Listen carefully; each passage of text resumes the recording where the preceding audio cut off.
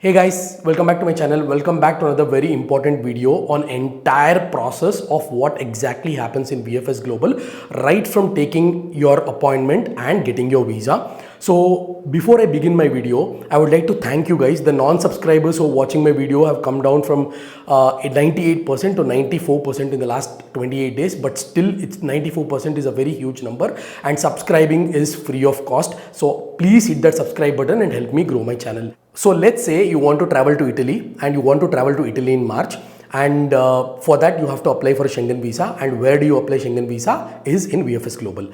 So you want to take an appointment in the coming few days to travel in March. So what you would do is you would go to the VFS website, choose Italy, then choose the center. I'm going to take VFS Global Bengaluru and choose the date, and you will get a confirmation email once your appointment is booked. And also along with the confirmation email, you will also get a request for premium lounge service, which I highly recommend you not to take it, because they're just going to verify your documents and they're going to give you printouts if you have not carried any printouts, and they're going to give you refreshments like tea or coffee basically from a vending machine, and they're going to charge 3,000 to 3,500 rupees per person, which is a huge scam in if you ask me guys. My suggestion is do not go for premium lounge service.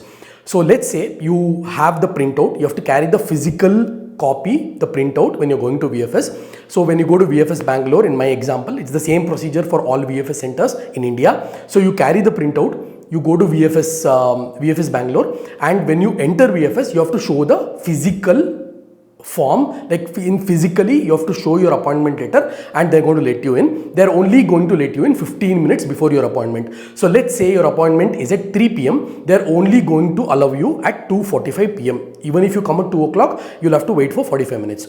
If you take premium lounge service, you can wait in the AC room. That is also part of this, but 3,000 rupees for that is a bit too much. So once you enter at 2:45, let's say your appointment is at 3 o'clock, when you enter at 2:45, you should not carry any pen drives, hard disks, laptop or any flash drives with you. If you want to give it for them to keep it with them, it's 200 rupees for 1 hour. So please remember, don't get scammed. Do not carry any pen drives, hard disks or flash drives. Leave those in your vehicle. If you have come in two-wheeler or four-wheeler. If you have not come, then you don't have any other option. You have to keep it for rent, which is 200 rupees approximately for 1 hour. So that is again looting money, guys. So once you enter VFS, show your application, show your appointment letter, and they are going to send you, depending upon ground floor or first floor or second floor in VFS Global Bangalore. Mostly for Schengen appointments, it's at the first floor. So they're going to send you inside a Schengen visa room. Basically, it's a huge room, and in the room you have multiple booths like serial number 1 to 31 for all Schengen countries. And the most on demand is France, of course. It's got 4 to 5 counters, and the rest of the 28 countries, almost 28 countries, you have counter for each and every country. And if at 3 o'clock, you'll have to take a token inside VFS and you'll have to wait for your turn. And once they call the token number, you have to go to the respective booth. Let's say 15 in this example, you have to go to booth number 15, and they're going to collect and verify all your documents. So how that goes is, you can watch this video on what documents are needed for Schengen visa. This will explain you entirely. So once you submit all your documents, another tip or another trick is, when you take the photo, 80% should be the face coverage. If 80% is not the face coverage, they will tell this photo is not accepted, and you need to take a photo in VFS, which is approximately 400 to 500 rupees for 6 photos, which is huge. If you go to normal studio in your city, it will cost you 80 to 100 rupees for 6 to 8 photos. Again, it is like a scam only, because you do have no other choice, and it's your mistake of not providing 80% face coverage. So please beware of that. So once you submit all your documents, he is going to send you to a biometric booth where you'll have to provide your biometrics. For the very first time, if you're going to Schengen visa, this biometrics you'll have to provide, and this biometrics will be valid for 18 months to 5 years, depending upon which country you're applying next. For example, I went to Italy in March and I then came back, and if I want to go to France maybe in 2026, it is definitely valid. I don't have to give my fingerprints again. The rest of the process will remain same. So I went, I gave my fingerprints, and then they are going to give an acknowledgement number, which I'm going to show you in a minute. So they're going to give you an acknowledgement number. So once you come out, you'll have to probably go to VFS and you'll have to track your application. How to track your application? I've made a dedicated video, guys, on how you can track your application step by step, and it will show you exactly current status of your application. And once once you track your application, it will give you a status where two options. One is courier or one is hold at location. So my tip here is always choose hold at location. Because why? Let me explain you. Most of you guys think that again I have to come to VFS, again I'll have to collect my passport. It's a huge cost in terms of commute. But let me tell you, if you are not at home and if VFS guy is calling you, if you are not at home, it is going to go back to VFS and they are going to make another attempt after 48 hours. So this will really basically it'll kill your time. So always what I do is, even though it's a bit expensive than courier, is I choose hold at location. So what happens is, when I was applying for my Norway visa, Norway embassy is in Delhi, it's not in Bangalore. So from Delhi, it will say dispatched to VFS center from embassy. So it will come from Delhi to Bangalore and it will be in Bangalore VFS. So they will give you a call saying that your passport is ready to be collected. But how do you know whether your visa is approved or not? You don't know, right? So in that case, what happens usually is, whether for Turkey visa or Schengen visa or Egypt or Taiwan visa, nobody will tell you whether your visa is approved or rejected, because nobody has that level of access. So basically, when you get a call from VFS and when you go to VFS, they will give you kind of an envelope like this, where you can see this envelope will be there. And they will give, if your visa is valid, they'll give you a small slip inside this envelope. And you can see here basically VFS Global.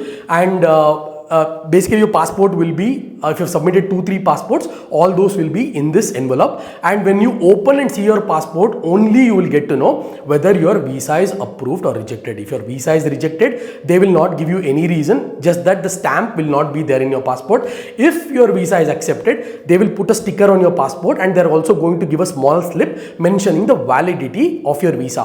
For example, if your visa is valid for 15 days, you cannot stay more than 15 days in a Schengen zone. So if you stay more than 15 days, what will happen is they will put a stamp on your passport, say deported, and they will send you back to New Delhi, and you have overstayed. That's a first warning for you. So whenever you plan to apply for Schengen visa again, it is going to be a negative remark because you have overstayed. It is not good portfolio for yourself. So always try to adhere to the rules and regulations.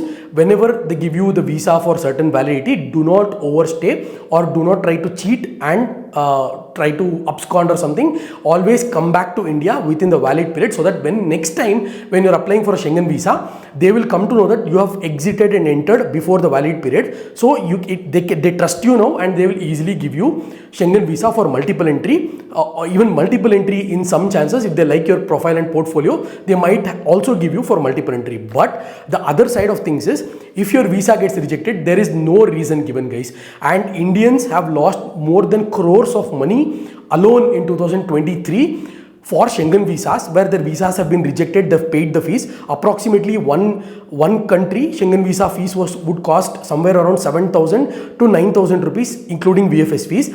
And if you're going through an agent, it will cost you 20 to 25,000 rupees, and this is completely gone. So again, I highly recommend you to apply visa on your own. If you have any questions, check out my Schengen visa videos. I've made it so clear, guys. So it's a very basic information or basic thing to do. You can do it by yourself. And finally, you can collect your passport through this envelope by going to VFS. And once your visa is approved, that's all. Your connection between VFS and you ends. Unless you want to apply for another visa, you can apply, you can follow the same process again. So again, to just wind up the important points, do not carry any pen drives or do not carry any flash drives, laptop, etc. when you're going to VFS. And the second most important thing is, do not fall for the scam of premium lounge service, which is 3,000 to 3,500 rupees, which is totally unworthy in my opinion. So always go for normal service. You wait in the line. It might take 1 hour or half an hour or 1 hour depending upon the queue. Then wait for your token number for them to call, submit your application, pay the fees. For Norway, I had to pay the fees through Norwegian website. But if you're applying through France or Italy, you have to pay the fees in VFS. And another very important point I just remembered is, they accept only cash, hard cash.